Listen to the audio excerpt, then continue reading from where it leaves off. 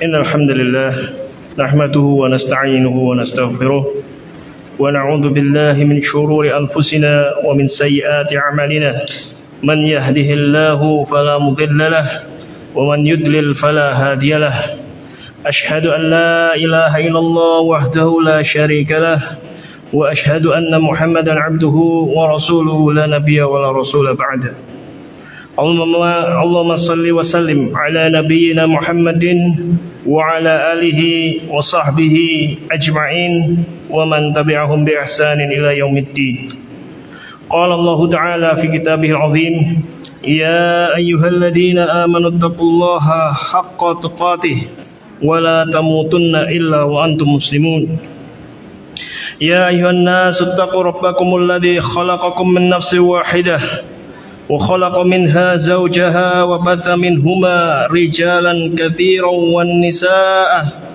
واتقوا الله الذي تساءلون به والأرحام إن الله كان عليكم رقيبا يا أيها الذين آمنوا اتقوا الله وقولوا قولا سديدا يصلح لكم أعمالكم ويغفر لكم ذنوبكم ومن يطع الله ورسوله فقد فاز فوزا عظيما أما بعد فإن أصدق الحديث كتاب الله وخير الهدى هدى محمد صلى الله عليه وعلى آله وسلم وشر الأمور محدثاتها فإن كل محدثة بدعة وكل بدعة ضلالة وكل ضلالة في النار Ma'asyiral muslimin, ikhwani fillah wa akhwati fiddin, azani Allah wa iyyakum. Alhamdulillah ya, kita dapat berjumpa kembali ya pada kesempatan kali ini untuk melanjutkan kajian kita ya, guna membahas kitab Khudz Aqidataka ya, minal kitabi wa sunnatis sahihah. Begitu banyak nikmat yang Allah Subhanahu wa taala telah limpahkan dan curahkan kepada kita semua ya. Yang kalau kita menghitung satu persatu niscaya kita nggak akan mampu untuk menghitung nikmat tersebut. Maka sudah selayaknya bagi kita untuk senantiasa bersyukur kepada Allah Subhanahu wa taala dalam keadaan apapun. Karena apa yang kita rasa ya, bahwasanya nikmat itu tidak ada pada diri kita, niscaya masih tersisa begitu banyak nikmat Allah yang senantiasa dicurahkan dan dilimpahkan kepada kita semua. Dan di antara bentuk untuk mensyukuri nikmat tersebut yaitu kita senantiasa meningkatkan keimanan dan ketakwaan kepada Allah Subhanahu wa taala. Sebab tidak ada bekal yang lebih baik daripada bekal ketakwaan ya, yakni tatkala kita menghadap ya ke hadapan Allah kelak. Ya, enggak ada bekal yang lebih baik daripada ketakwaan. Tidak dengan harta, tidak dengan keturunan dan lain sebagainya, yang semuanya itu tidak akan ada harganya lagi. Dan semoga salawat dan salam senantiasa tercurah ke Nabi kita ya, Muhammad sallallahu alaihi wasallam. Kita masuk pada bab yang ketiga ya. Pada pertemuan yang pertama ya sudah dibagikan PDF filenya yang bisa dibuka ya, disimak kajiannya. Itu ada terjemahannya. Ya. Di sini saya bacakan versi Arabnya dan nanti juga akan saya terjemahkan. Judul babnya adalah syurutu qabulil amal. Syarat diterimanya amal. Ya, karena judulnya syarat diterimanya amal, berarti amal itu bisa diterima atau tidak diterima. Ya. Berkata mu'alif rahimahullahu ta'ala, beliau berkata, ma hiya syurutu qabulil amal. Apa itu ya yang dimaksud dengan syarat diterimanya amal? Beliau menjawab, ya, syurutu qabulil amal 'indallahi thalathatun. Syarat diterimanya amal di sisi Allah itu ada 3. Syarat diterimanya amal di sisi Allah itu ada 3. Syarat yang pertama, al-imanu billahi wa tauhiduhu. Yang pertama adalah beriman kepada Allah dan mentauhidkannya. Qala Allah Ta'ala, Allah Subhanahu wa Ta'ala berfirman, innal ladzina amanu wa 'amilus solihati kanat lahum jannatul firdausi nuzula.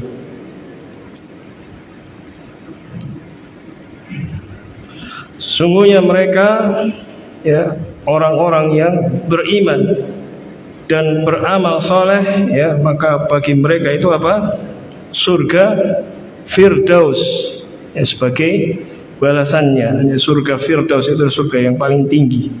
Ya, kita diperintahkan oleh Nabi SAW, kalau berdoa mintalah surga Firdaus, jangan nanggung. Ya, jangan nanggung, minta surga Firdaus. Ya. Nah, kemudian Rasulullah SAW bersabda, qal amantu billah thumma istaqim, ya. Berimanlah kepada Allah, kemudian istiqomahlah. Ya, sekarang penjelasan dari perkataan beliau. Syarat diterimanya amal, seseorang itu haruslah beriman kepada Allah Subhanahu wa Ta'ala. Yang ini mengkonsekuensikan bahwasanya orang yang kafir, sebaik apapun dia, maka amalnya tidak diterima dan tidak bermanfaat baginya. Ya. Kalau ada orang kafir, dia sedekah sampai miliaran, dia bangun masjid puluhan bahkan ratusan, ya, maka tidak ada bekasnya sedikit pun dan tidak ada manfaatnya sedikit pun.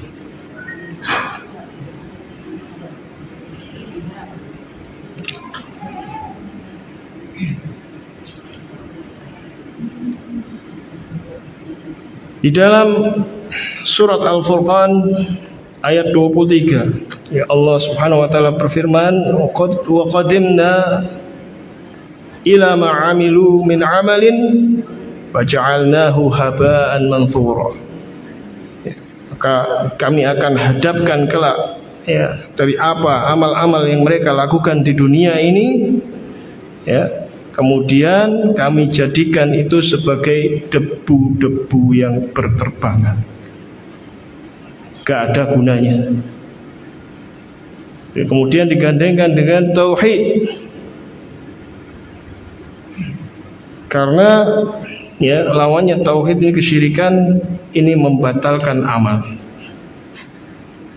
Jadi ketika satu amalan tercampur dengan kesyirikan, amalnya tidak diterima.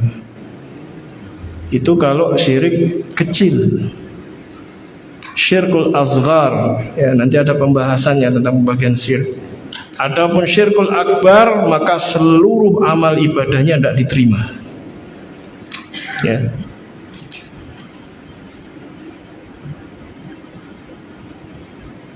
Nah, maka ketika kita mau amal kita diterima, yang pertama adalah pastikan kita beriman dan kita mentauhidkan Allah Subhanahu wa Ta'ala.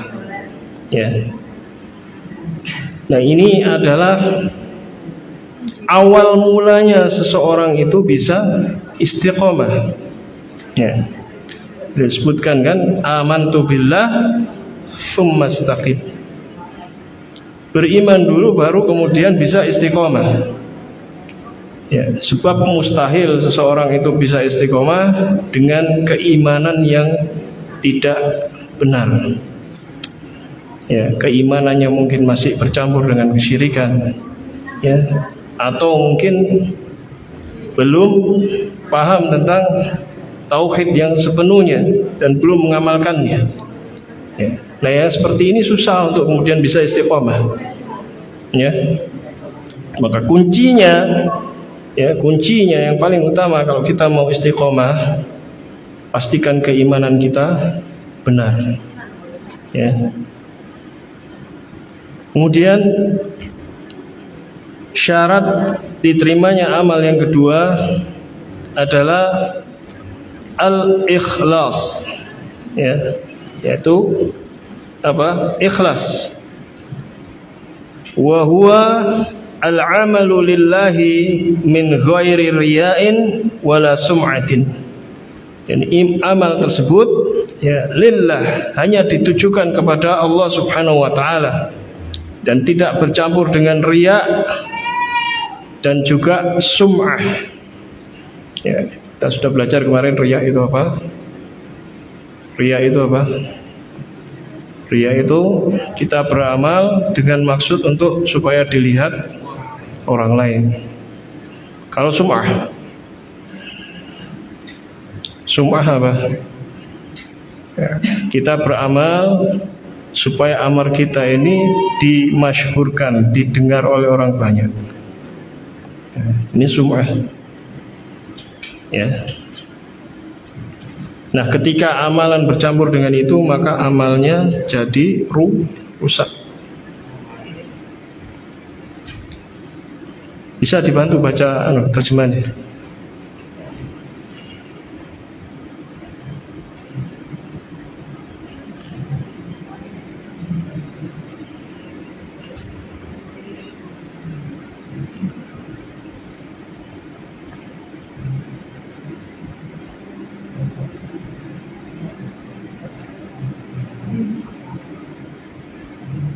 Sampai syarat yang kedua, ikhlas. Ikhlas yaitu beramal karena Allah tanpa riya dan sum'ah.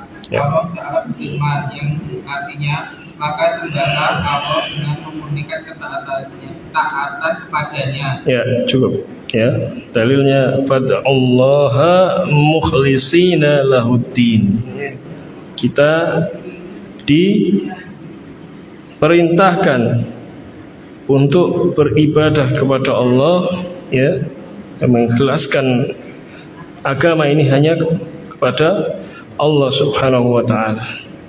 Seluruh ibadah yang kita lakukan hanya kita serahkan kepada Allah.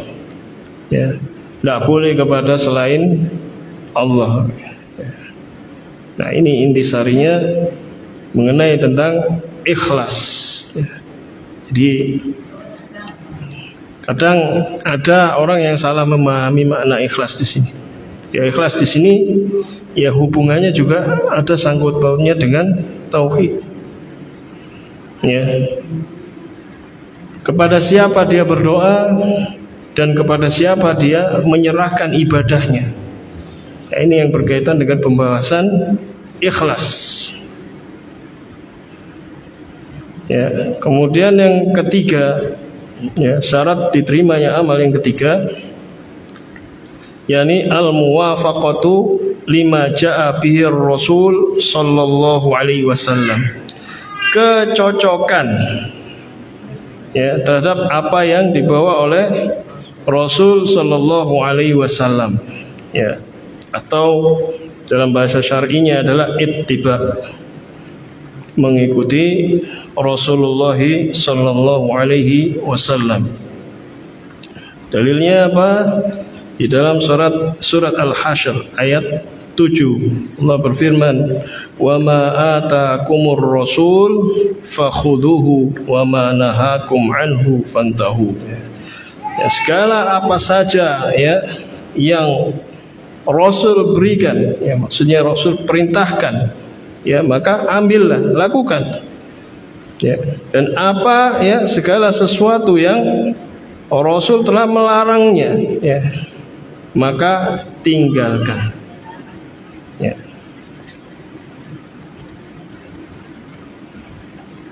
Kemudian sabda Nabi sallallahu alaihi wasallam, "Man 'amila 'amalan laisa 'alaihi amruna fahuwa raddun." Barang siapa yang beramal ya dengan amalan yang tidak ada perintahnya dari kami, maka amalan tersebut tertolak. Ya. Nah, ini isi dari bab yang akan kita bahas kali ini. Apa yang disampaikan pada bab ini ada hubungannya dengan bab yang sebelumnya, ya, dengan yang bab tauhid ataupun yang sebelumnya. Waktu kita mempelajari bab yang pertama, ya. Karena sejak dari awal juga saya sampaikan segala sesuatu yang kita pelajari di sini ini saling keterkaitan, ya. Nggak ada yang nggak nyambung, semuanya ada keterkaitannya. Ya. Nah, yang perlu diketahui, ya,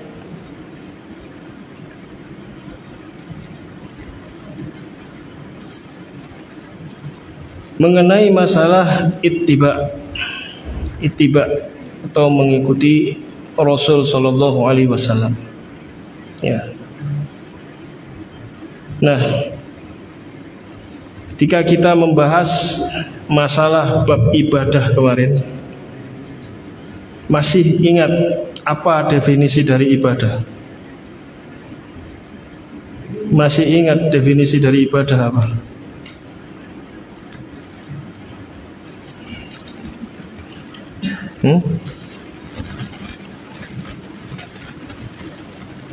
Apa ibadah itu?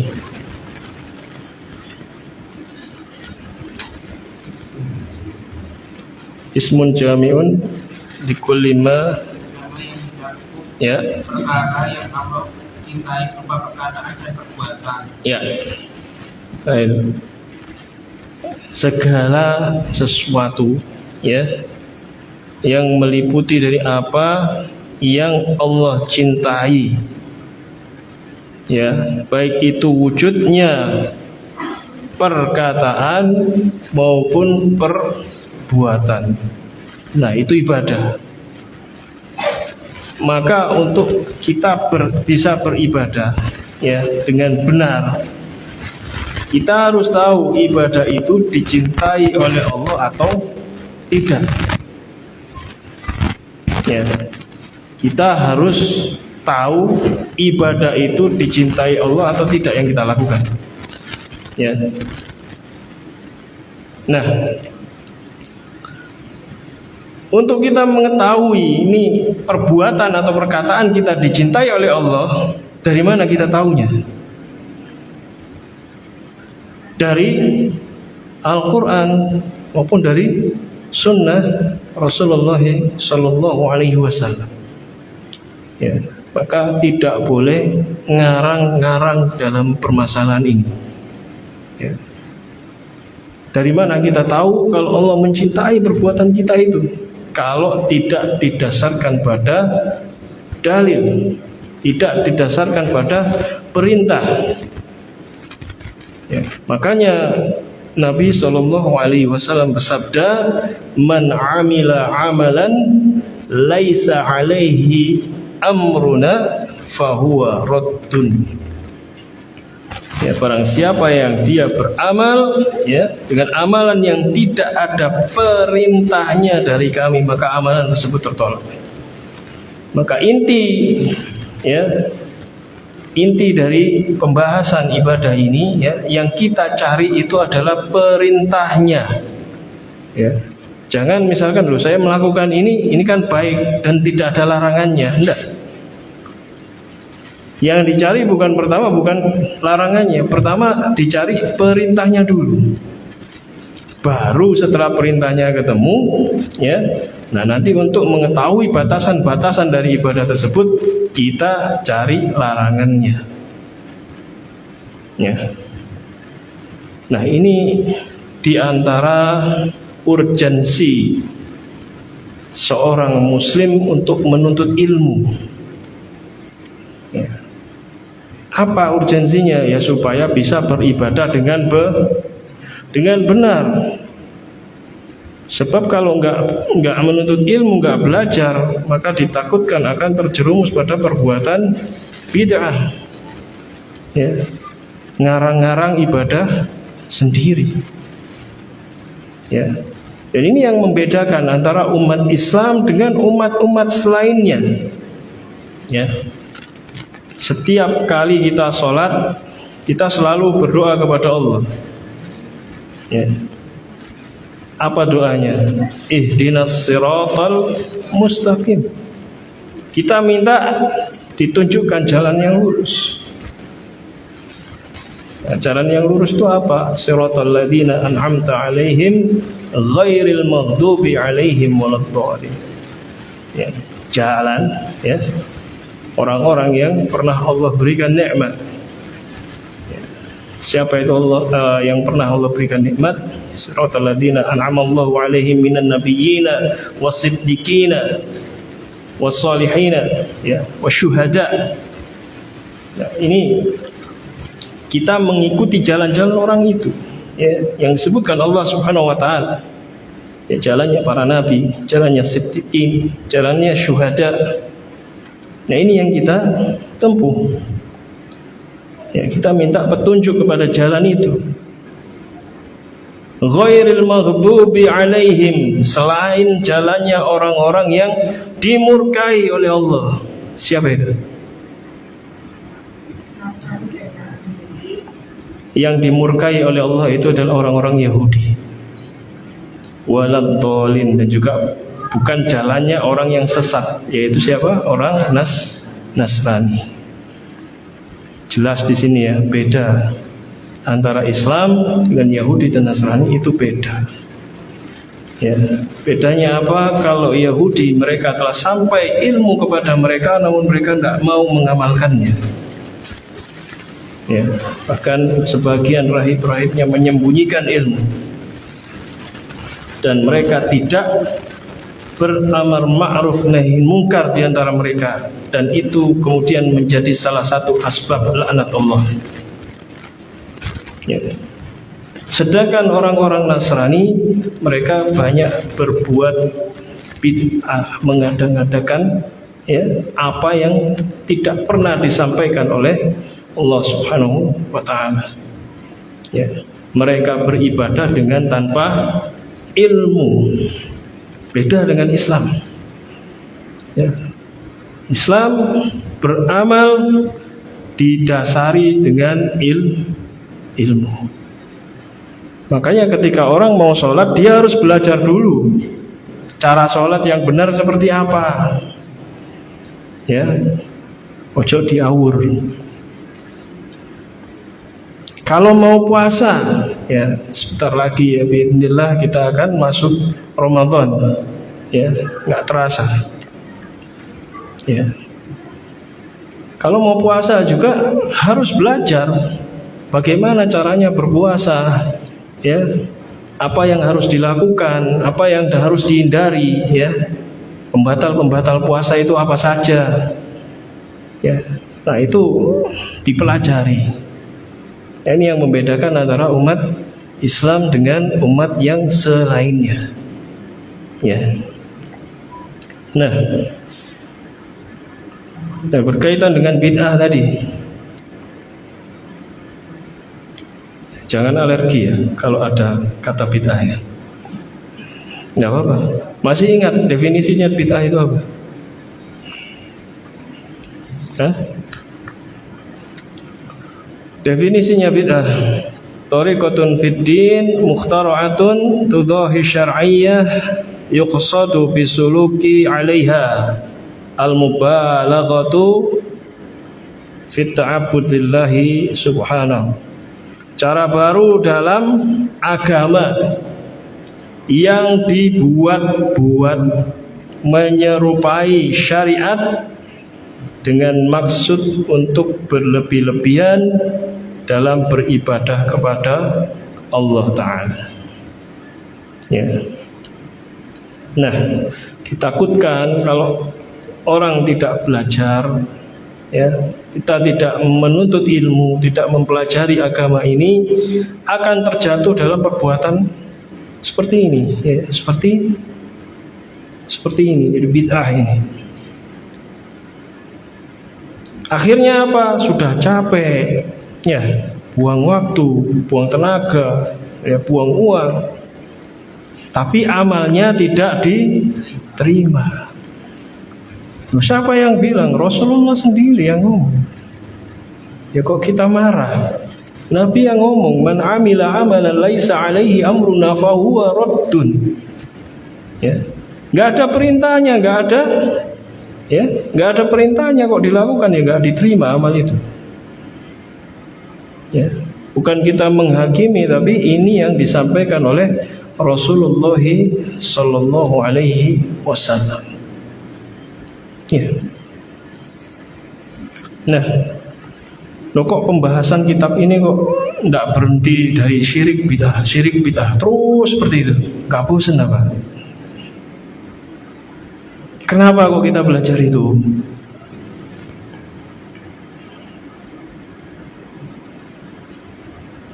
Ya, kenapa kok kita belajar seperti itu? Kita belajar tauhid, kita belajar sunnah lawannya bid'ah. Kenapa seperti itu? Ya, ada yang tahu? Kenapa kok ini harus diulang-ulang terus? Ya, karena tauhid dan sunnah itu adalah realisasi dari syahadat yang telah diucapkan. Yang pertama, asyhadu an la ilaha illallah. Ya, yang pertama, la ilaha illallah. Konsekuensinya apa? Harus mentauhidkan Allah Subhanahu wa Ta'ala dalam segala kekhususannya. Ya, kemarin sudah dibahas, ya, dalam masalah rububiyah, ya, dalam masalah uluhiyah, dalam masalah asma wa sifat. Ya, kalau dikatakan Allah istiwa di atas arsy-Nya, jangan dikatakan istiwa, istaula. Kalau istiwa itu nanti butuh tempat, itu makhluk. Nah, ini pemahaman yang salah. Kenapa? Istiwanya Allah beda dengan istiwanya makhluk.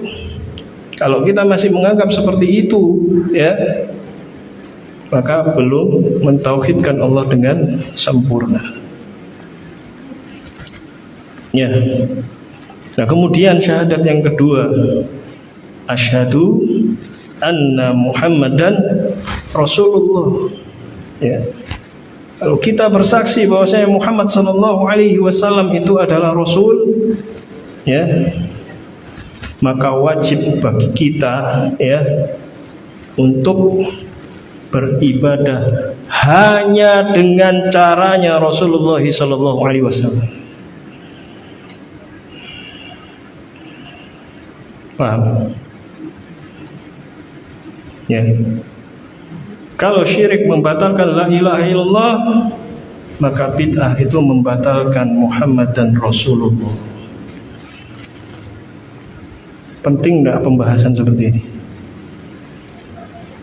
Penting enggak? Ya.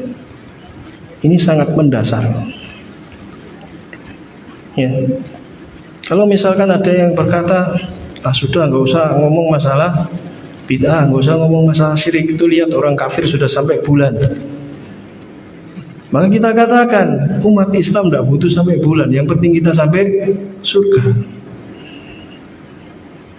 Ya, ukuran kesuksesan seorang muslim itu ketika Allah memasukkan ke dalam surga dan menjauhkan dari neraka, selesai sudah. Ya. Kemudian kalau mau dikatakan, ya udah, orang yang menyampaikan masalah bid'ah, ya, yang menyampaikan bahaya bid'ah, ini cuma memecah belah umat, misalkan seperti itu, ya, cuma bisa memecah belah umat. Udah, kita bersatu aja, toleran terhadap hal-hal yang kita berbeda, dan kita bersatu di atas yang kita sepakati. Boleh tidak seperti itu? Boleh tidak seperti itu?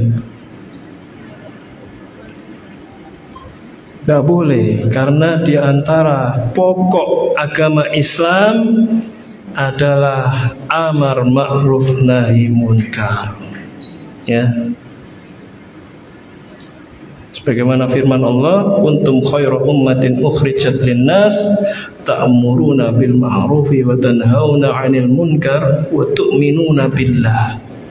Ya, kalian tuh manusia yang terbaik yang dikeluarkan dari kalangan manusia. Ya. Kita umat yang terbaik yang cirinya adalah beramar ma'ruf nahi munkar.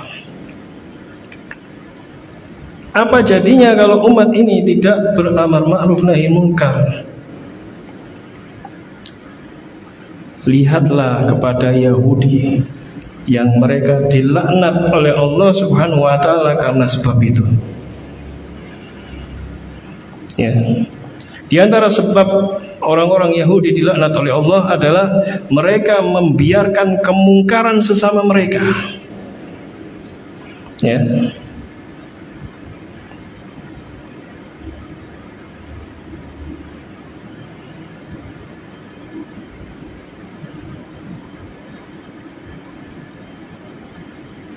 Dalilnya apa? Di dalam surat Al-Maidah ayat 79. Dibuka surat Al-Maidah ayat 79.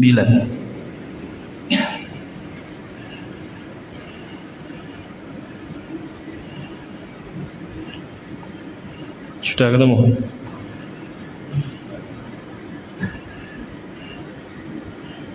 Kanu la yatanahawna an munkarin fa'aluhu. Mereka satu sama lain selalu tidak melarang tindakan munkar yang mereka perbuat. Ya.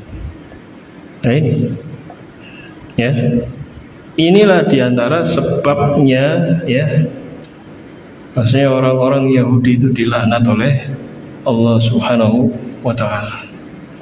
Ya, di ayat yang sebelumnya itu disebutkan, ya, mereka dilaknat melalui lisan Nabi. Ya. Maka tidak bisa kemudian kita bersatu di atas pemahaman yang berbeda. Satunya masih suka melakukan bid'ah, satunya masih suka melakukan kesyirikan. Ya, tidak akan bisa bersatu. Yang terjadi apa? Ya pasti akan bercerai-berai. Ya. Nah, kalau kita mau bersatu, maka harus bersatu di atas akidah yang benar. Ya. Bersatu di atas akidah yang benar, di atas pemahaman yang benar. Ya. Kita sudah belajar kemarin bahwasanya pengambilan akidah ini dari Al-Quran dan Sunnah Rasul Sallallahu Alaihi Wasallam. Cukup hanya dengan mengambil dari Al-Quran dan Sunnah? Cukup dari dua itu? Nah, menurut pemahaman siapa? Sekarang yang perlu adalah kita tahu pemahaman yang benar seperti apa. Karena orang-orang yang menyimpang terkadang mereka juga berdalil dengan Al-Quran dan Sunnah. Maka kita butuh standarisasi pemahaman yang benar itu seperti apa. Ya. Nah, saya kembali lagi masalah akidah ini tadi. Ya. Nggak akan mungkin seseorang bisa bersatu, ya. Nggak akan mungkin umat ini bisa bersatu di atas akidah yang rusak. Tapi ketika akidah itu benar, maka Allah Subhanahu wa Ta'ala yang akan mempersatukan hati-hatinya. Ya. Contohnya gimana? Apa yang terjadi di zaman jahiliyah dahulu? Ada namanya suku Aus dengan suku Khazraj. itu selama 120 tahun perang terus. Ya. Perang terus, ribut nggak karu-karuan. Ya. Tapi ketika Islam datang, ya,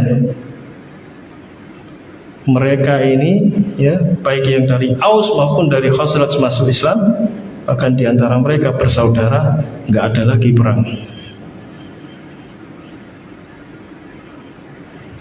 Apa yang mempersatukan mereka? Apa yang mempersatukan mereka? Islam. Islam dengan pemahaman yang benar, yaitu sebagaimana yang dipahami oleh mereka. Siapa itu? Para sahabat. Jadi kuncinya gampang. Kalau kita mau bersatu, ya, kalau kita mau bersatu, cukup dengan berakidah, beragama dengan tata cara beragamanya para sahabat ridwanullahi alaihim. Ya, nggak ada yang lain.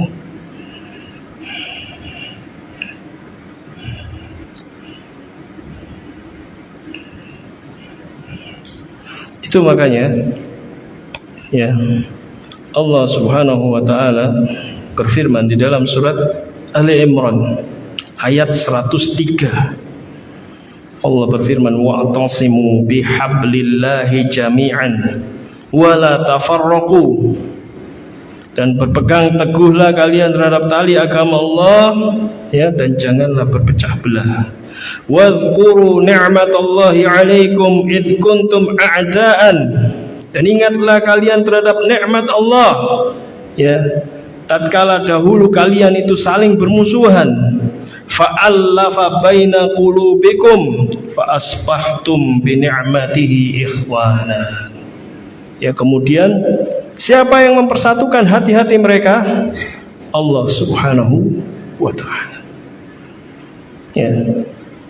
Ya, Allah mempersatukan hati-hati mereka dan menjadikan mereka, ya, dengan nikmat Allah itu kemudian mereka saling bersaudara. Ya. Maka kalau kita ingin persatuan Islam ini terwujud, umat Islam ini menjadi jaya, ya, maka hendaklah kita beragama sebagaimana tata cara beragamanya para sahabat. Ya. Baik. Nah, kita kembali lagi kepada pembahasan ittiba.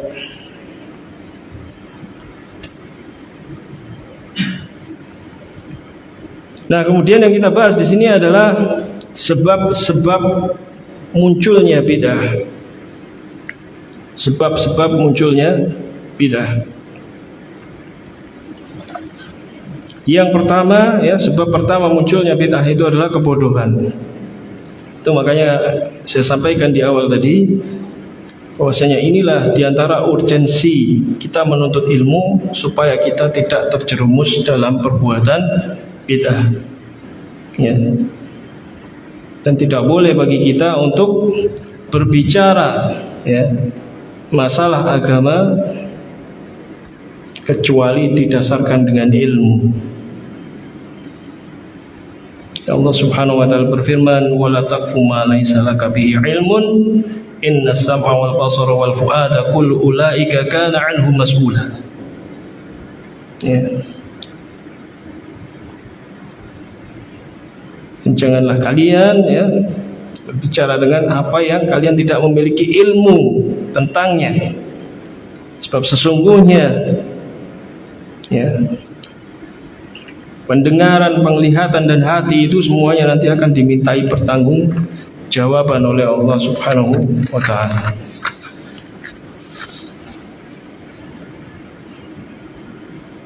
Juga di dalam surat Al-A'raf, ya, ayat 33, Allah berfirman, "Qul innama harrama rabbi al-fawahisha ma dhahara minha wa ma batan wal ithma wal baghya bighairil haqqi wa an tusyriku billahi ma lam yunazzil bihi sultanan wa an taqulu 'ala Allahi ma la ta'lamun. Sudah ketemu surat Al-A'raf ayat 33.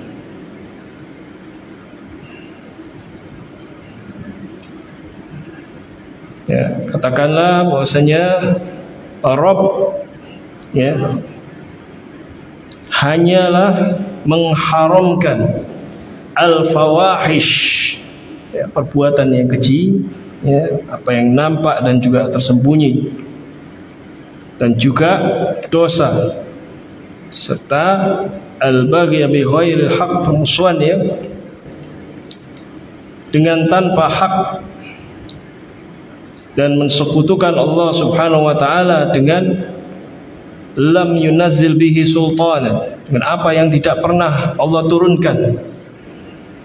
Wa an taqulu 'ala Allahi ma la ta'lamun, dan tidak boleh kita berkata-kata tentang Allah dengan apa yang kita tidak memiliki ilmunya.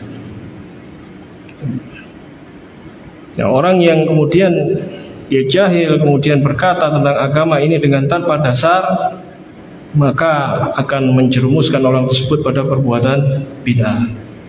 Ya, misalkan mentafsirkan ayat Al-Quran ya, tapi dia tidak memiliki dasar ilmu untuk mentafsirkan Al-Quran tersebut ya, akhirnya apa? Ya, akhirnya terjerumus dalam perbuatan bid'ah. Ya, contoh beberapa waktu yang lalu ya, saya jumpai ada seseorang yang dia menafsirkan satu ayat kemudian beristinbat bahwasanya ayat tersebut digunakan untuk doa memotong-motong sayur. Ada seperti itu, tapi nggak pernah ada tuntunannya dari Nabi Shallallahu Alaihi Wasallam. Ya, nah ini disebabkan karena kebodohan. Ya, nggak pernah belajar bagaimana mentafsirkan Al-Quran ya, nggak ngerti bahasa Arab, kemudian asal mentafsirkan ayat tersebut. Nah, ini bahaya ya.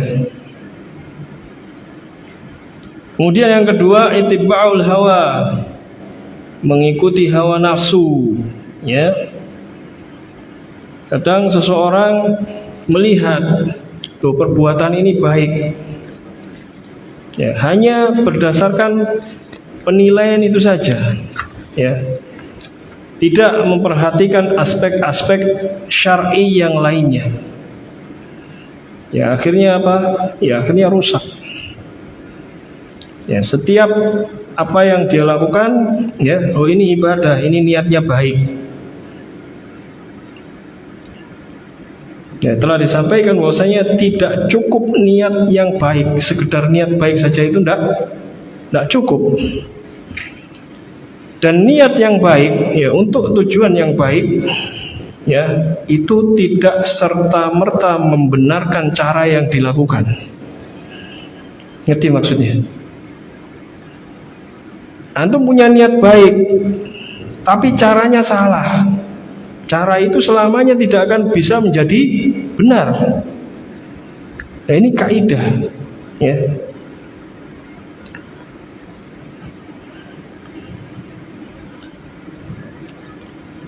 Dahulu di zaman sahabat Abdullah bin Mas'ud radhiyallahu anhu ya, beliau pernah dilapori oleh Abu Musa Al-Asy'ari ya, radhiyallahu anhu, bahwasanya di satu masjid ada sekelompok orang yang ketika selesai sholat dia membentuk lingkaran halakoh.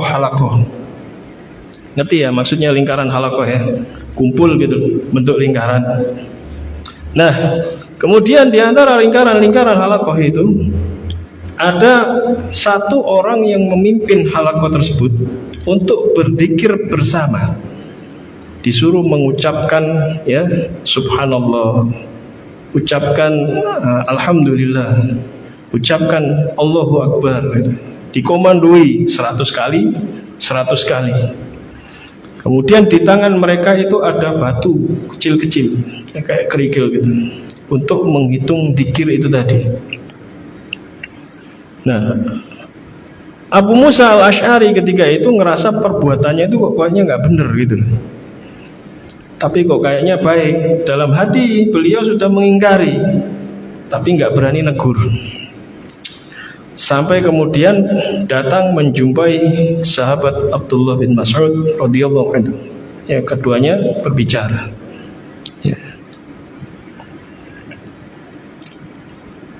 Nah, kemudian oleh Abdullah bin Mas'ud ditanya, untuk apa kok mereka pakai kerikil-kerikil itu? Apakah mereka dengan kerikil itu menghitung dosanya? Kata Abdullah bin Mas'ud. Maka Abu Musa al-Asy'ari menjawab, enggak. Apakah dengannya engkau memberikan jaminan? Enggak. Ya sudah, kata Abdullah bin Mas'ud, kalau kamu lihat orang itu ya membuat halaqah lagi di masjid, panggil saya, nanti kita ke sana bareng. Ya. Akhirnya benar. Suatu ketika mereka membuat halaqah lagi, ya, kemudian dilaporkan ke Abdullah bin Mas'ud. Kemudian pergilah mereka ke masjid tersebut, ya, menjumpai kumpulan-kumpulan halaqah itu tadi. Ya. Kemudian terjadilah dialog dengan antara Abdullah bin Mas'ud dengan salah satu di antara petinggi mereka. Ya. Apa yang kalian lakukan seperti ini? Ya.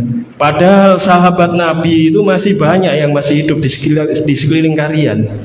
Ya. Maksudnya, kenapa kok kalian tidak bertanya kepada para sahabat Nabi, apakah yang dilakukan itu benar ataukah salah?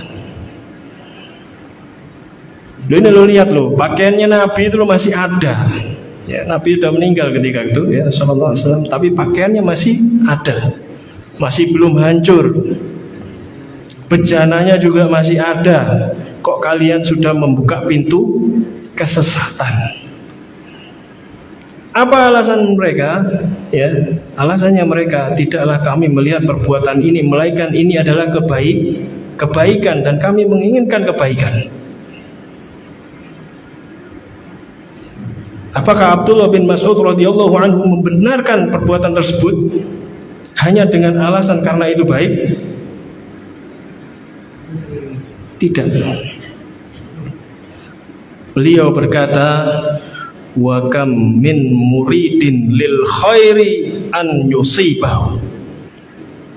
Berapa banyak orang yang menginginkan kebaikan namun ia tidak pernah mendapatkannya. Ya.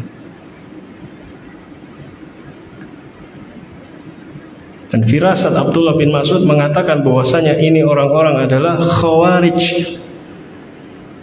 Khawarij yang dikabarkan oleh Nabi Shallallahu Alaihi Wasallam, ya, bahwasanya mereka bacaan Al-Qur'annya hanya sampai tenggorokan saja, namun mereka keluar dari Islam. Bukan berarti mereka itu kafir, enggak. Ya. Nah, Khawarij ini adalah sekte, ya, yang pertama kali menyimpang dari jamaah Islam. Ya. Nah, diantaranya ya orang-orang yang itu tadi. Dan ini benar, ya, sebagaimana persaksian dari Amr bin Salamah yang mengatakan bahwasanya sebagian besar dari orang-orang yang hadir di halaqah itu, ya, mereka itu memusuhi kami, yakni orang-orang muslimin ketika di perang Nahrawan, ya, mereka bergabung bersama kaum Khawarij. Ya. Maka jangan sampai salah paham kalau misalkan dikatakan, oh yang orang-orang radikal, ya, yang perempuannya pakai cadar, yang laki-lakinya jenggotan, oh ini Khawarij ini. Khawarij itu justru ahlul bidah. Ya. Di antaranya kan sudah terbukti dari kisah ini. Kebanyakan di antara mereka hadir di halaqah tersebut. Ya. Dan orang-orang yang terjerumus dalam bid'ahnya Khawarij Disebabkan karena apa? Kebodohan, jahil. Mereka bodoh dari ilmu syar'i. Tapi jangan diremehkan ibadahnya, karena Nabi sendiri yang mengatakan, kalau kalian melihat ibadahnya mereka, kalian melihat sholat mereka, kalian akan meremehkan sholat kalian. Begitu banyak sholat yang mereka lakukan dalam sehari semalam, tapi apa? Bercampur dengan bid'ah. Ya. Di antara tokoh Khawarij ya adalah Abdurrahman ibnu Muljam, ya, pembunuhnya Ali bin Abi Thalib. Kalau dikatakan kemudian kebodohan di sini IQ-nya rendah, enggak. Maksudnya kebodohan di sini mereka bodoh dari ilmu agama. Kalau dikatakan mereka tidak bisa baca Quran, enggak. Abdurrahman ibnu Muljam itu qari, pinter baca Al-Quran, tapi enggak paham, enggak memahami agama Islam. Ya, Abdurrahman ibnu Muljam itu diutus oleh Umar bin Khattab ke Mesir waktu itu untuk memenuhi permintaannya Amr bin As yang waktu itu menjadi gubernur Mesir. Karena waktu itu Mesir baru saja dibuka, ya, ditaklukkan dari kekuasaan orang-orang kafir. Jadi untuk mengajarkan Al-Quran dikirimlah, ya, Abdurrahman ibnu Muljam. Ya, sayangnya Abdurrahman ibnu Muljam ini, ya, beliau tidak mumpuni dalam ilmu syar'i. Makanya ketika terjadi fitnah, ya, ketika itu maka beliau terjerumus dalam pemahaman Khawarij. Ya, fitnah besar itu dimulai ketika zamannya Umar bin Khattab. Ya. Ketika Persia hancur, Romawi runtuh ketika itu, ya, mereka mulai berbuat makar. Ya. Umar bin Khattab sendiri dibunuh oleh seorang Majusi, Abu Lulu'ah. Ya. Kemudian Utsman bin Affan dibunuh oleh orang-orang Khawarij. Dari mana asalnya? Berasal dari provokasi yang dilakukan oleh Abdullah bin Saba al-Yahudi, yang juga pencetus sekte Syiah. Ya. Disebutkan ketika itu bahwasanya pembunuh Utsman berasal dari Basrah, Kufah, dan Mesir. Ya, makanya Mesir itu ketika itu menjadi sasaran penyebaran paham Khawarij karena banyak orang-orang yang baru masuk Islam dan belum begitu paham dengan ajaran agamanya. Ya. Nah, sekali lagi saya sampaikan, ini pentingnya kita untuk belajar. Ya. Dan ini terbukti, ya. Sebelum peperangan Nahrawan, diutuslah Abdullah bin Abbas untuk mendebat orang-orang Khawarij. Kebanyakan dari mereka rujuk. Ya. Karena apa? Karena memang mereka nggak tahu tadinya. Mereka merasa bahwasanya perbuatan itu benar. Ya, akhirnya kebanyakan di antara mereka rujuk. Ya. Kemudian, ya, saya lanjutkan sebab munculnya bid'ah yang ketiga, yaitu terikat dengan syubhat. Terikat dengan syubhat.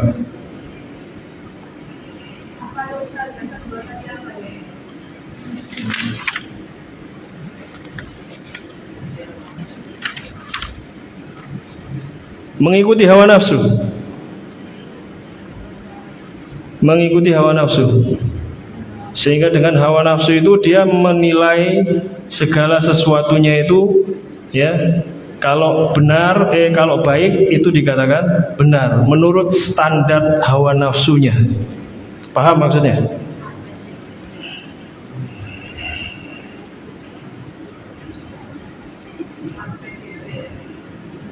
Ya, misalkan seseorang melakukan sesuatu, dia nggak tahu dalilnya. Loh, ini kan perbuatan baik.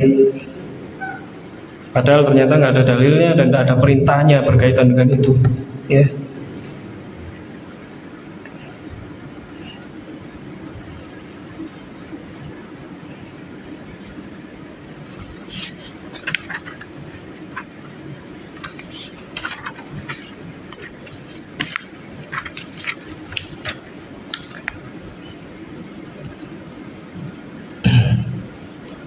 Ya, yang ketiga keterikatannya dengan syubhat atau kerancuan dalam berpikir.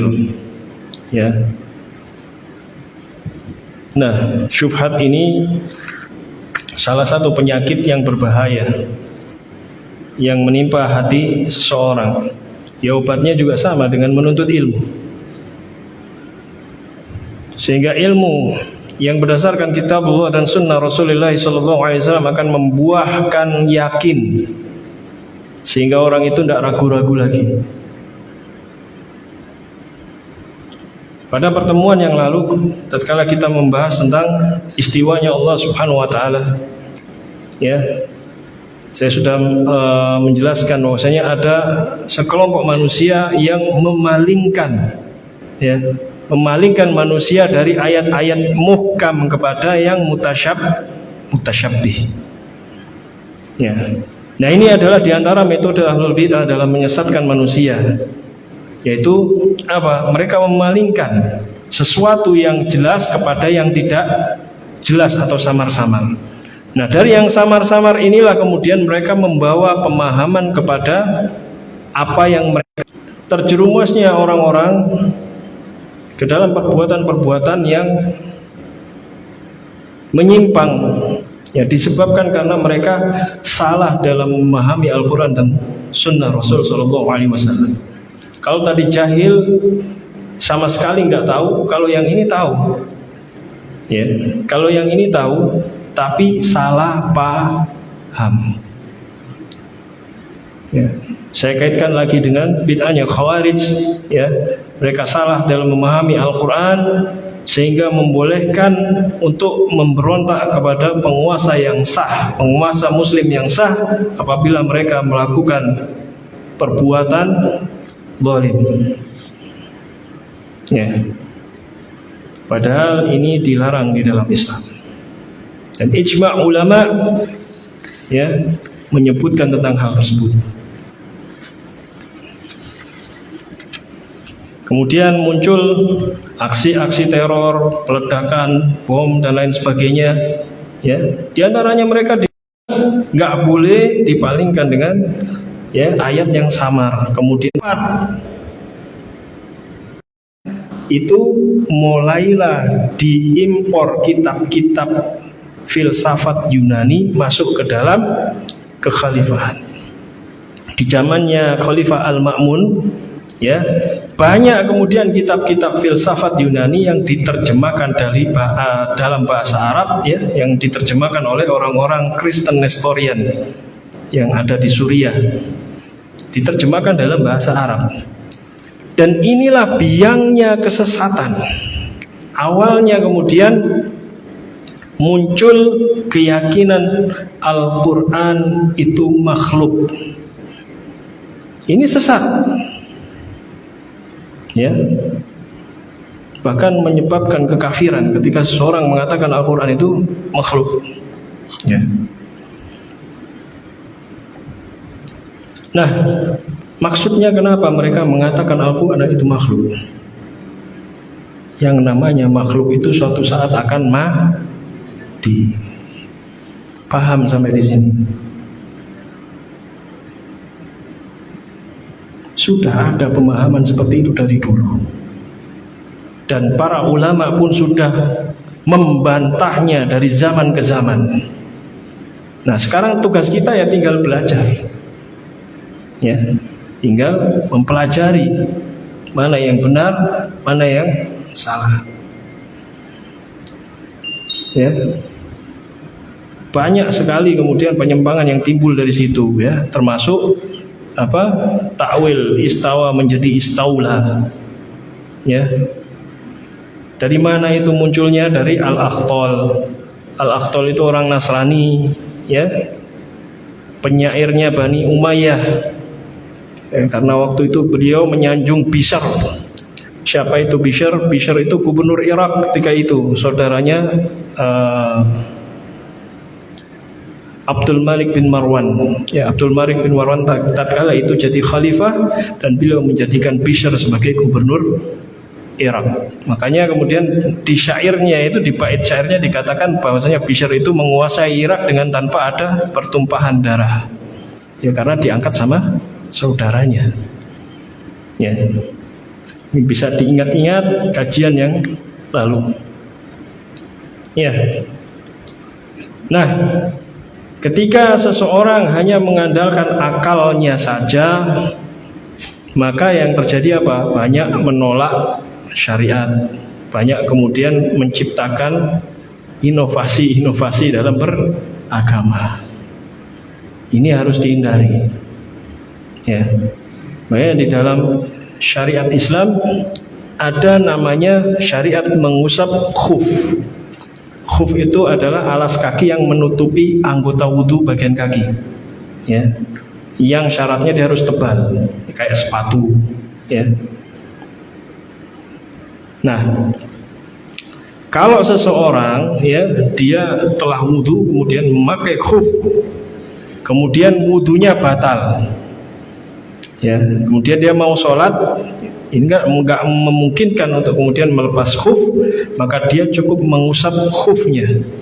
Tapi syariat Islam mengatakan yang diusap bagian atas apa bagian bawah? Bagian atas.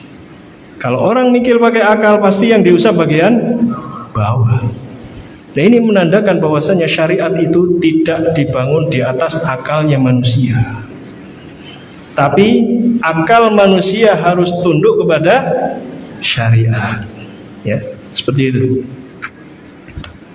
Kemudian sebab muncul yang kelima, sebab munculnya bid'ah yang kelima adalah at-taqlid wa ta'assub. Taklid, ya, taklid buta, ya, dan juga ta'assub. Ta'assub itu menyanjung-nyanjung sosok pribadi seseorang dan merendahkan yang lainnya. Mengangkat seseorang sebagai mengangkat individu itu sebagai tolak ukur kebenaran, sementara yang lainnya salah. Nah, ini namanya ta'assub. Ya. Nah, mereka mengikuti apa yang dilakukan oleh orang-orang terdahulu dan mereka menganggap itu sebagai tolak ukur kebenaran. Ya, ini diantara sebab munculnya bid'ah. Ya. Ya, ya ini taklid. Taklid itu mengikuti, dalam artian di sini taklid buta ya, mengikuti apa-apa yang telah dilakukan oleh orang lain tanpa dia mengetahui ilmunya. Ya. Makanya tadi kan saya sampaikan pentingnya kita belajar, jangan hanya sekedar ikut-ikutan. Ya, iya kalau yang diikuti benar, kalau yang diikuti salah. Nah, maka kembalikan kepada apa? Kembalikan kepada dalilnya. Apa tadi? Kita beragama dengan menurut Al-Quran dan Sunnah Rasulullah SAW berdasarkan pemahaman para sahabat. Ya. Nah, ini yang dimaksud dengan ilmu. Adapun taklid, maka dia hanya sekedar mengikuti tanpa mengetahui ilmunya, yakni beribadah ya atau melakukan amalan dengan tanpa mengetahui dari mana sumber pengambilan dari amalan tersebut. Nah, ini namanya taklid. Ya. Taklid itu memang ada dua, ada yang memang terpuji, ada yang taklid yang tercela. Memang orang awam ya secara umum memang dia harus taklid, dalam artian dia mengikuti orang yang sebelumnya yang sudah pernah belajar. Tapi dalam mengikuti orang tersebut dia juga harus mengilmui. Ya, paham ya? Beda dengan taklid buta, wis pokoknya bener atau salah tetap ikut. Nah, itu namanya taklid buta. Nah, ini yang dilarang. Dan inilah yang dilakukan oleh orang-orang kafir jahiliyah dahulu. Ya. Allah Subhanahu wa taala berfirman, "Wa idza qila lahum ittabi'u ma anzalallah," ya, tatkala mereka diseru ya untuk mengikuti apa yang Allah turunkan, qalu, mereka mengatakan, bal nattabi'u ma alfaina alaihi aba'ana, enggak, kami mengikuti apa yang telah dilakukan oleh ayah-ayah kami. Ya.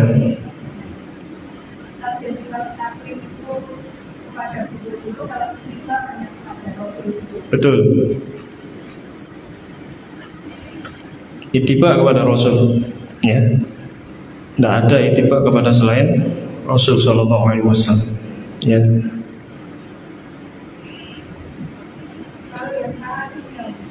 Kenapa? Ta'asub.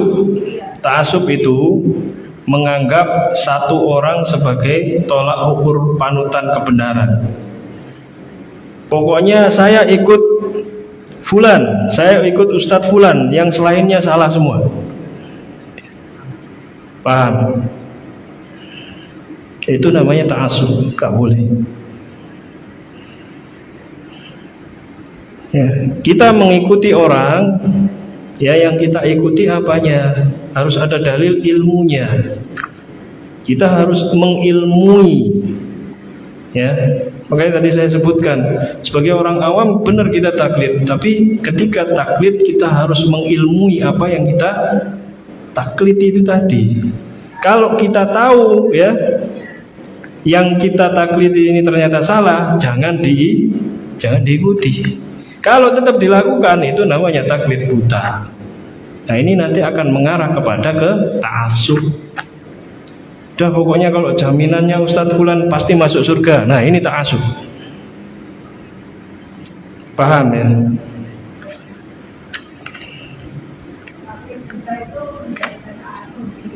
Iya, akan jadi ta'assub nantinya. Ujung-ujungnya nanti akan ta'assub. Ya, awalnya diawali dengan taklid buta. Nah, ketika dia sudah menjadikan jaminannya, pokoknya kalau ikut ini benar, yang lainnya salah, itu baru sudah menjadi ta'assub. Ya. Kadang ada orang yang taklid buta, benar, dia hanya ikuti orang itu, tapi enggak menganggap yang lainnya salah. Itu masih belum masuk kepada ta'assub. Ya. Sehingga orang yang taklid buta, ya, atau udah mencapai taraf ta'assub, dia akan melihat bahwasannya apa yang dilakukan itu adalah benar. Semua amal yang dilakukan, yang diajarkan oleh fulan panutannya itu adalah benar. Ya. Nah, yang seperti ini nggak boleh.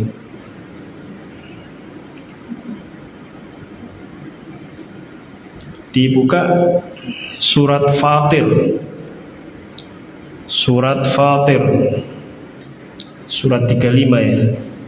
Surat Fatir ayat 8. Afaman zuyyina lahu su'u amalihi fara'ahu hasanan fa innallaha yudhillu man yasha'u wa yahdi man yasha' fala tadhhab nafsuka 'alaihim hasaratin innallaha 'alimun bima yasna'un. Baca itu terjemahannya. Maka apakah orang yang dijadikan syaitan menganggap baik pekerjaannya yang buruk, lalu ia meyakini pekerjaan itu baik? Ya, nah ini. Dia melihat perbuatan buruk itu sebagai perbuatan yang baik. Siapa yang membuat itu menjadi baik? Syaitan. Kalau orang itu tidak punya ilmu, kalau orang itu hanya ikut-ikutan, maka akan melihat segala sesuatu yang dilakukan panutannya itu sebagai hal yang baik. Siapa yang menghiasi kebaikan? Itu syaitan. Tapi kalau ada ilmu, maka akan tahu bahwasanya perbuatannya itu salah. Ya, paham ya? Kemudian sebab munculnya bid'ah yang ke-6, ya, ke-6 ya. Mukhalatatu ahli syarri wa mujalasatuhum, ya, yaitu bergaul dengan orang-orang yang tidak genah. Orang-orang yang tidak kena apa ya? Orang-orang yang jahat, orang-orang yang buruk, ya, dan bermajlis dengan mereka.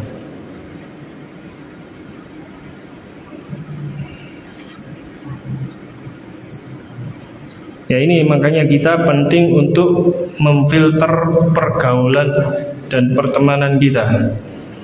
Ya. Karena ya dalam bahasa Arab itu ada kaidah as-sahibu sahib. Yang namanya sahabat itu menarik.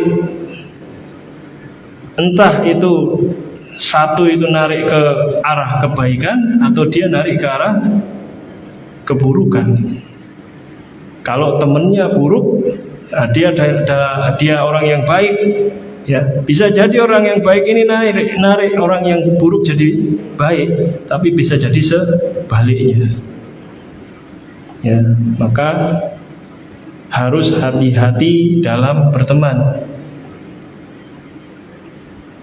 Karena ada seseorang yang kelak masuk ke dalam neraka disebabkan karena pengaruh dari temannya. Loh, ada. Dan kelak di akhirat dia akan menyesal, kenapa kok saya berteman sama fulan. Coba dibaca surat Al-Furqan ayat 27 sampai 29. Wa yawma ya'uddu adh-dhalimu 'ala yadayhi yaqulu ya laitani ittakhadtu ma'ar rasuli sabilan. Baca itu terjemahnya. Dan ingatlah hari ketika itu orang yang zalim menggigit kedua tangannya menyesal. Berkata, aduhai kiranya dulu aku mengambil jalan bersama-sama Rasul. Ya, terus. 28. Kecelakaan besarlah bagiku kiranya aku dulu tidak menjadikan seorang sebagai teman akrab. Ya. Nah, nanti di akhirat, ya. Ada orang dahulunya di dunia dia melakukan kezaliman, ya, perbuatan-perbuatan yang menyelisihi Rasul sallallahu alaihi wasallam. Ya, dia melakukan maksiat, ya.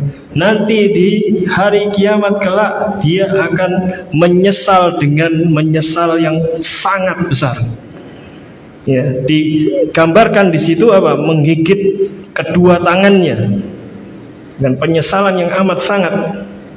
Ya, nyesel. Ya, dia berkata, lah, coba saya dulu di dunia itu mengikuti jalannya Rasul. Kemudian dia menyesal, ya wailata laitani lam ittakhid fulanan khalilan. Celakalah aku, kalau saja dahulu aku tidak menjadikan fulan ini sebagai teman. Menyesal di akhirat.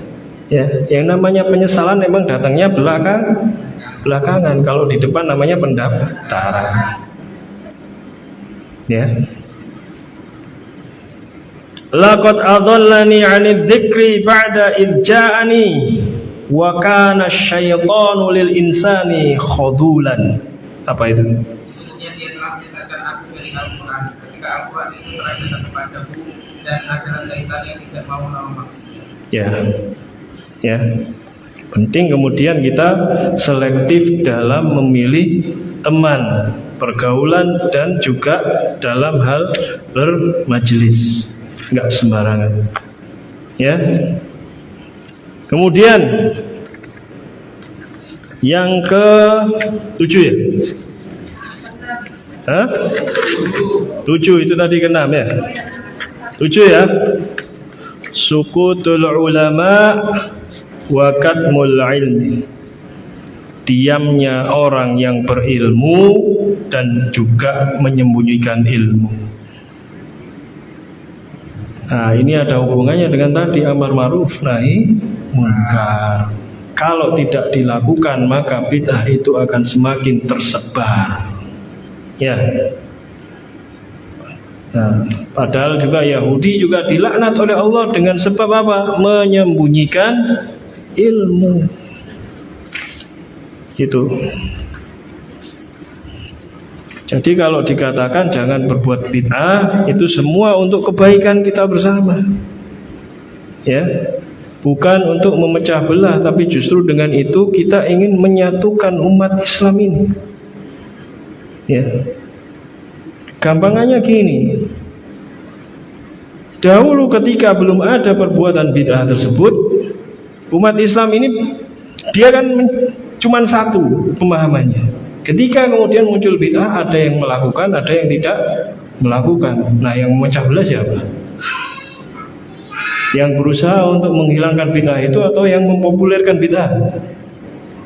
Nah, kalau nggak ada bid'ah, maka umat ini akan bersatu. Itu bukan dengan kemudian ya bertoleransi dengan kaidah yang salah. Ya. Kemudian yang ke-8. Yang ke-8 sebab munculnya bid'ah itu adalah at-tasyabbuh bil kuffar. At-tasyabbuh bil kufar, yaitu mengikuti orang-orang kafir di dalam hal yang menjadi kekhususan mereka. Ya, yang mana ini bisa berbahaya sekali. Tasyabbuh itu kalau dalam bahasa Arab, wazan sorofnya itu tafa'al, ya, tafa'alu, yang artinya diantara maknanya itu adalah tadarruj atau bertahap, ya, juga bermakna takalluf atau memaksa.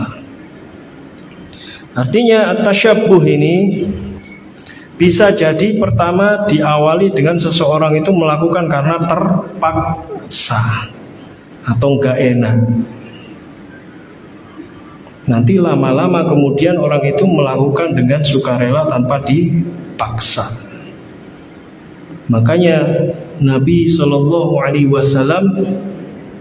ya menyebutkan dalam sebuah hadis, ya, man tasyabbaha biqaumin fahuwa minhum. Barang siapa yang menyerupai suatu kaum, maka ia termasuk bagian dari kaum tersebut. Apakah orang yang tasyabbuh bil kufar otomatis kafir? Enggak. Tapi bisa menjerumuskan orang tersebut kepada kekafiran. Ya. Karena segala sesuatu yang sifatnya tasyabbuh, ya, baik dalam hal misalkan cara berbicara, cara berpakaian, gaya rambutnya. Nah, sekarang yang lagi ngetren kozak, ya, ini kemudian akan menimbulkan wala wal bara kepada mereka, ya, yang lama-lama nanti menimbulkan kecintaan.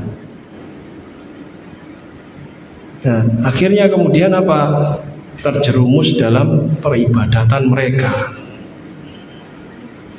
Ada yang kemudian dia tidak sampai kepada kekafiran, namun mengadopsi cara-cara orang kafir dalam beribadah atau dalam melakukan perayaan. Contoh apa? Contohnya apa? Perayaan, ya, itu diantaranya. Apalagi ulang tahun. Masih ada yang suka ulang tahun. Ya. Kenapa? Kenapa? Apa? Oh, lain. Itu bukan tasyabbuh. Tasyabbuh itu sengaja mengikuti, ya, sengaja mengikuti orang kafir beribadah. Tapi kalau kita mengadakan kajian di hari Minggu karena waktu yang ada cuma hari Minggu, itu tasyabbuh bukan? Bukan. Karena apa? Karena yang kita niatkan memang kita mencari waktu dan memang waktunya ngepasi itu, gitu. Ya, hari Ahad. Ya, dan kita diperintah kalau Rasulullah SAW untuk menyelisih orang-orang kafir. Contoh bagi yang laki-laki untuk memanjangkan jenggotnya, memelihara, membiarkannya tumbuh. Kalau yang tidak tumbuh gimana? Ya tidak usah, biarin aja. Ya, ya seperti itu. Karena ya itu tadi, tasyabuh ini kerusakannya begitu besar terhadap agamanya. Ketika orang sudah mengambil petunjuk selain yang datang dari kitabullah dan sunnah Rasulullah SAW, itulah yang menyebabkan kelemahan umat ini. Ya, kehinaan umat ini disebabkan karena umat Islam itu meninggalkan agamanya. Ya, bukan karena jumlah yang sedikit, bukan karena persenjataan yang kurang canggih, enggak. Karena Nabi SAW apa? Kalau mau Allah kemudian mengangkat kehinaan, maka kuncinya adalah kalian kembali kepada agama kalian. Ya.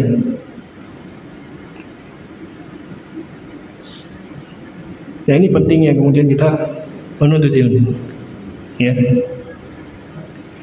Nah, balik lagi ke masalah tasyabuh ini tadi. Pada hadis Nabi SAW, man tashabbaha biqaumin fahuwa minhum. Ya, hadis ini bersifat syattut tara'i atau menutup pintu keburukan sebagai pencegahan jangan sampai umatnya itu menjadi kafir. Ya, maka wajib kemudian kita menjauhi segala macam bentuk tasyabbuh bil kufar. Ya, baik dalam hal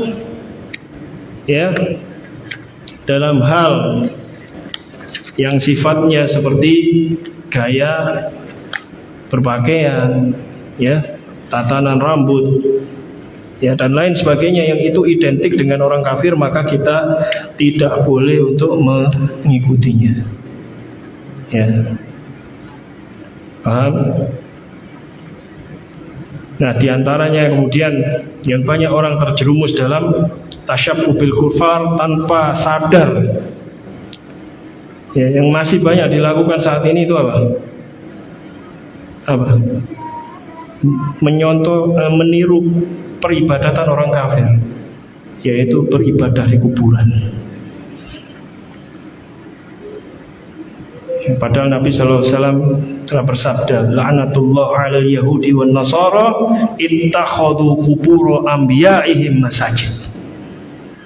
Laknat Allah atas Yahudi dan Nasrani yang telah menjadikan kubur-kubur nabi-nabi mereka sebagai masjid, yakni tempat untuk beribadah. Ya. Nah, ini termasuk bentuk tasyabuh. Ya, kalau kemudian ya membangun bangunan, ya, kemudian diagungkan, yang dimana di dalamnya itu ada kuburannya. Ini yang dilakukan oleh orang-orang Yahudi dan Nasrani yang kemudian mendatangkan laknat Allah Subhanahu wa ta'ala. Paham? Itu makanya, ya, Nabi SAW pernah mengabarkan kepada kita, nah, suatu sunatullah, bahwasanya umat ini akan mengikuti umat-umat sebelumnya, ya, sejengkal, sehasta, sampai kemudian masuk ke dalam lubang biawak tanpa sadar. Nah, ini makanya kalau ini tidak di stop, ya seperti itu tadi, sedikit akhirnya bisa terjerumus dalam kekafiran. Ya. Makanya masalah tasyabuh bil kufar ini bukanlah masalah yang sederhana dan jangan dianggap sepele. Halah, tahun baruan besar setahun sepisan. Jangan, ya, jangan. Akidah kita harus dijaga dan itu lebih utama. Paham? Bagaimana kalau misalkan tahun baruan tapi diisi dengan khataman Al-Quran? Boleh enggak? Tahun baru Masehi diisi hataman Al-Quran sama muhasabah bareng-bareng. Habis itu itikaf di masjid, boleh enggak? Hah? Boleh enggak? Hah? Enggak boleh. Bid'ah itu namanya. Ada dasarnya? Enggak ada kan? Ada perintahnya Nabi SAW? Enggak ada. Oh kalau gitu Muharram Ustaz, satu Muharram dijadikan seperti itu, boleh enggak? Enggak boleh. Kita nggak boleh ngarang dalam beragama, ya. Nah itu diantara sebabnya apa itu tadi, tasyabbuh bil kufar, sehingga ngarang-ngarang ibadah jatuhnya bid'ah. Diterima nggak? Ibadahnya diterima nggak? Nggak diterima. Ngapain capek-capek? Mendingan tidur. Nah, iya. Nah demikian yang bisa kami sampaikan pada pertemuan kali ini, ya. Semoga bermanfaat, dan kalau ada yang mau ditanyakan silakan bisa ditulis atau mau langsung. Allahu ta'ala bishawab.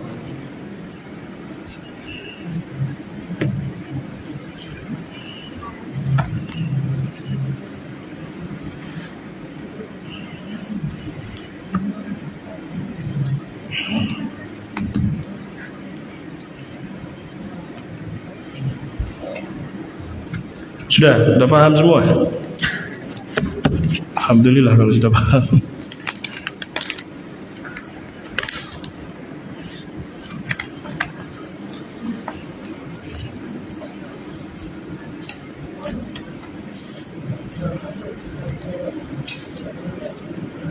Jangan ada yang bakar-bakar ayam lagi nanti malam ya. Kalau mau bakar-bakar sekarang aja, dibagikan ke teman-temannya, jangan nunggu 00.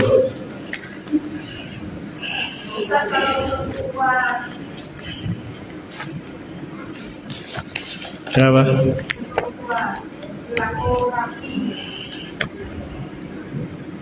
Apa? Silaturahmi kenapa?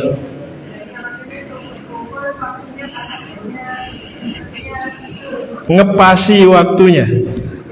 Ya. Ya. Ini ada yang kelewat tadi memang. Ya saya lupa menjelaskan. Jadi yang namanya bid'ah dilihat dari dalil istidlalnya, ya. Itu ada dua. Yang pertama bid'ah hakikiyah. Yang kedua adalah bid'ah idhofiyah. Yang pertama bid'ah hakikiyah itu yang sama sekali nggak ada dalilnya, belas, baik dari Al-Quran maupun Sunnah Rasulullah SAW. Contohnya apa? Bertapa, puasa pati geni, ya, puasa 40 hari, ya. Ini sama sekali nggak ada dalilnya. Ini namanya bid'ah hakiki. Kemudian kalau bid'ah idhofiyah ini bid'ah yang di sisi yang satu dia nggak ada dalilnya, namun di sisi yang lain dia ada dalil keumumannya. Ya. Contoh misalkan baca Quran, baca surat Yasin, bagus nggak? Tapi mengkhususkan baca Yasin pada malam Jumat, boleh nggak? Mengkhususkan nggak boleh karena nggak ada dalil kekhususannya. Nah, karena ngepasinnya ini tadi, ya. Di sini silaturahminya bagus nggak? Bagus. Tapi ketika mengkhususkan silaturahmi pada waktu tertentu, maka ini butuh dalil. Ada nggak dalilnya silaturahmi harus tanggal tersebut? Misalkan, lo itu pas saya libur, bisa nggak digeser sehari sebelum atau sesudahnya? Kan ada cuti bersama. Nah, itu dimanfaatkan. Jadi jangan kemudian silaturahmi pengen pahala tapi malah berbuah dosa. Ya. Ya. Masalah baca Al-Kahfi ini memang ada khilaf di antara para ulama. Tapi yang sahih bahwasanya hadis yang menjelaskan tentang keutamaan membaca Al-Kahfi pada hari Jumat atau malam Jumat itu hadisnya dhaif. Ya. Hadisnya dhaif. Ya, mursal, dan dia hanya berhenti pada tingkatan sahabat, tidak sampai kepada sabdanya Nabi sallallahu alaihi wasallam. Kalau mau baca hari Jumat atau malam Jumat boleh nggak? Boleh, tapi tidak boleh mengkhususkan. Ngerti ya maksudnya ya? Tidak boleh mengkhususkan. Aku mau baca Al-Kahfi. Karena apa? Karena ada memang hadis yang berkaitan dengan keutamaan baca surat Al-Kahfi. Namun yang dikaitkan dengan hari Jumat itu tidak ada. Ya? Paham ya maksudnya ya? Paham sampai di sini?